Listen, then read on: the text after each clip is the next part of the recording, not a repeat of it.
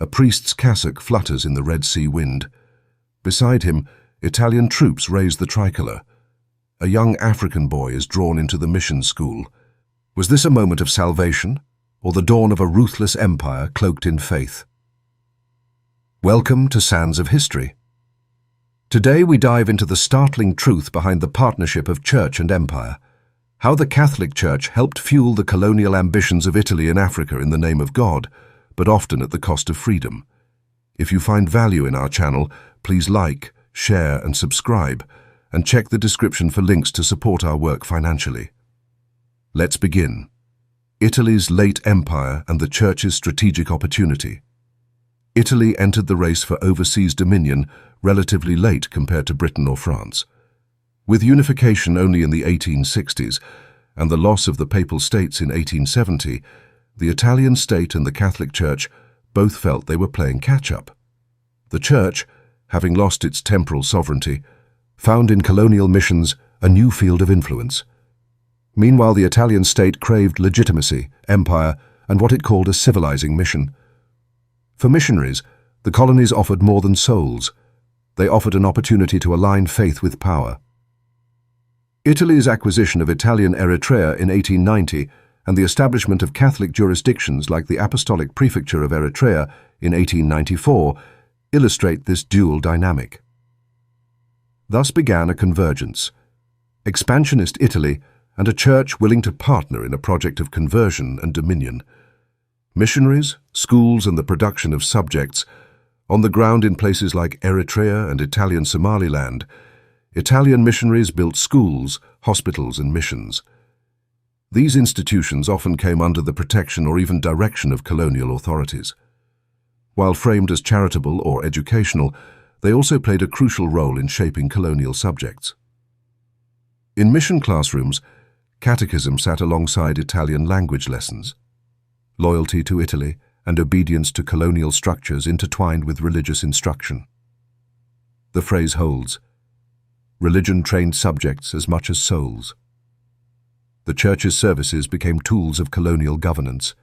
Daily prayers, mission kitchens, healthcare, all under the watchfulness of colonial power. The Church thus helped manufacture a new social order where African converts were aligned deliberately or implicitly with Italian rule. Architecture, space, and the symbolism of dominion, one of the most visible legacies of this partnership was architecture and urban design. In colonial cities like Asmara, in Eritrea, Italy and the Church built imposing mission churches, schools and colonial quarters. These were not just buildings, they were statements of power, permanence and cultural erasure. The Catholic Church's presence in the colony gave the Italian state a veneer of moral legitimacy. A mission church here, a cathedral there, they signaled that Italy's empire was not merely political or military, but sacred.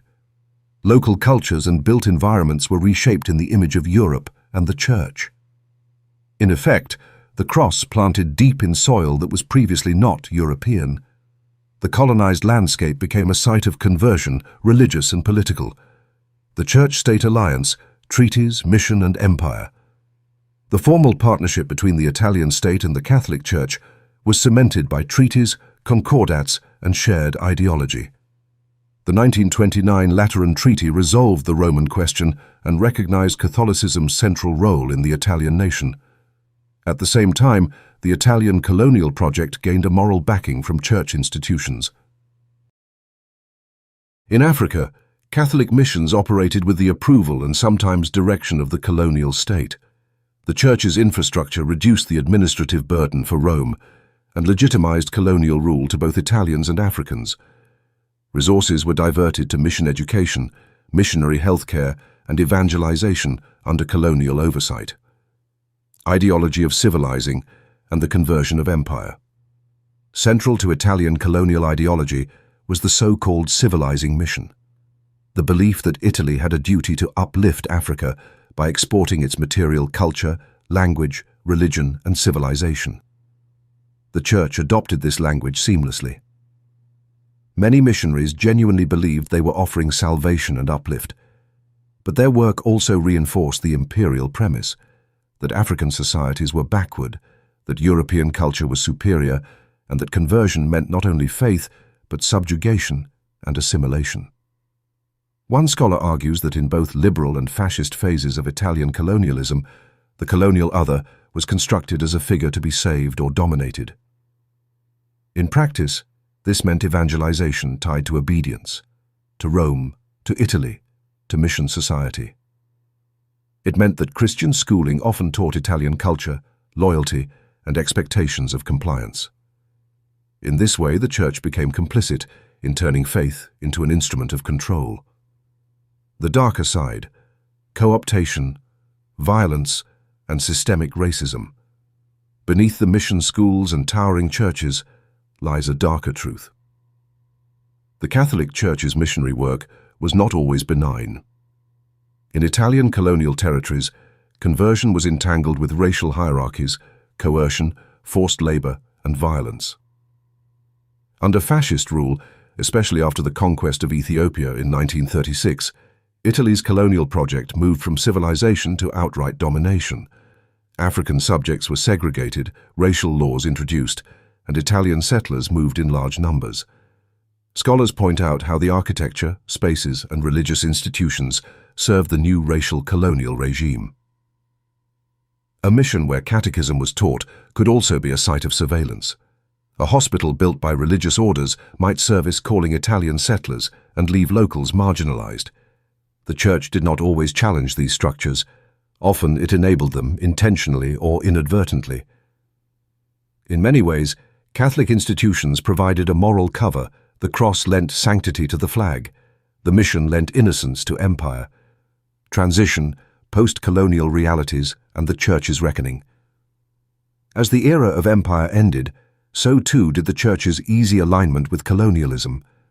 The Second Vatican Council, Vatican II, of the 1960s marked a shift in missionary theology, a move away from colonial frameworks and towards more authentic dialogue with indigenous cultures.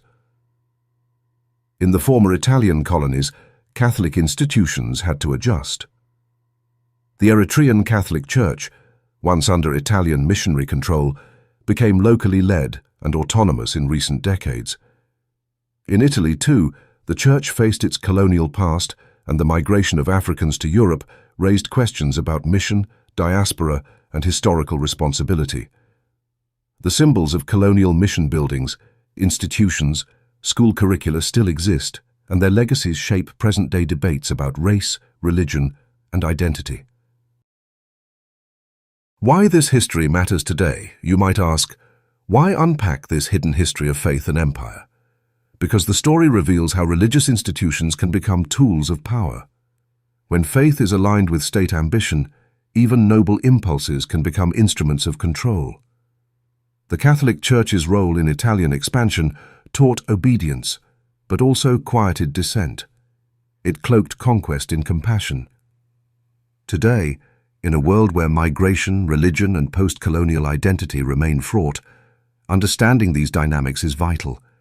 The buildings still stand, the school texts still echo, the memories still stir. The civilizing mission is no longer overt, but echoes in how institutions define help, development, and religion in post-colonial spaces. For viewers of Sands of History, this is not merely ancient history, it's a lesson in how power uses faith, how architecture shapes identity, how schooling shapes loyalty. Conclusion: thank you for watching Sands of History. If this video opened your eyes to how the Catholic Church aided and abetted Italian imperial ambition and how faith and empire were inseparable in this chapter, then please like, share, and subscribe. If you believe in our mission to bring these hidden histories to light, you can find links to support us financially in the description. Until next time, stay curious, keep digging, and watch the sands of history shift around us.